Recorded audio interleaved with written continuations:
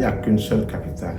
Adjatché pour les Yoruba, Khogbonou pour les Fon, les Gou et les Ayizo. Porto Novo, la ville aux 3 noms, est le berceau de riches patrimoine. Un potentiel culturel forgé par la diversité de ses groupes socioculturels. Dépouillé de ses attributs de capitale, Porto Novo a pendant longtemps été relégué au second plan. Quelque chose de 6 km. Où est pour monter 51 heures du monde.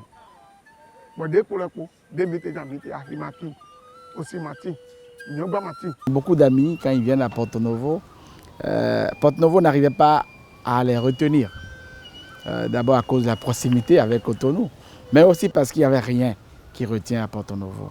Ça, c'était le passé. Aujourd'hui, il y a une nouvelle volonté de redonner à la ville de Porto Novo la stature qu'elle mérite. Depuis 2016, la ville connaît des transformations remarquables. Parmi les métamorphoses, le musée international du Vaudou et le nouveau siège de l'Assemblée nationale. Des infrastructures qui redessinent le visage de la ville capitale. Ce bâtiment que vous voyez, c'est une œuvre d'art. Ce bâtiment a été classé en 2024 deuxième meilleur bâtiment au monde.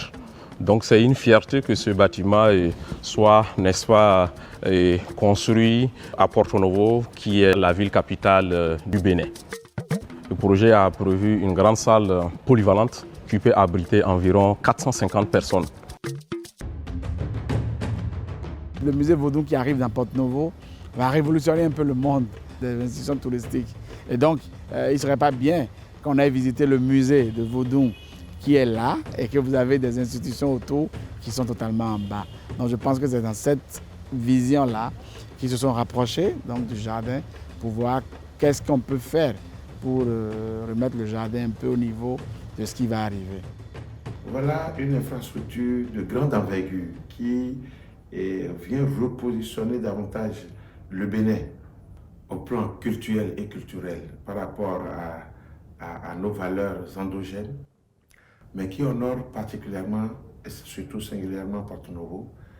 À l'entrée de la ville, la nouvelle statue du roi Tofa s'érige et se dresse plus représentative, raffinée et contemporaine. Porto Novo, c'est aussi les rues transformées grâce au projet asphaltage. Une ville qui respire. Porto Novo a drastiquement changé et il y a des endroits stratégiques où j'ai jamais pensé à avoir des voies en fait à ces endroits-là. Je vais prendre par exemple la route de Djassin. Pour moi, incroyable parce que j'ai grandi à Porto et c'est des endroits qui affectaient vraiment la mobilité des citoyens. Parce que quand il pleut à Djassin, vous savez que vous ne pouvez pas passer par là le lendemain parce que bon, déjà votre véhicule peut s'enfoncer parce qu'il y a de la boue et tout. Franchement, ça c'est vraiment un gros bravo. À l'instar d'autres grandes villes du Bénin, Porto Novo accueille également un événement devenu l'un des rendez-vous culturels internationaux les plus attractifs du pays, le Festival des Masques. Modernisation des marchés, construction d'infrastructures routières et administratives, la ville de Porto Novo bénéficie d'un riche éventail de réalisations, de quoi rendre fiers aujourd'hui les filles et fils de la capitale du Bénin.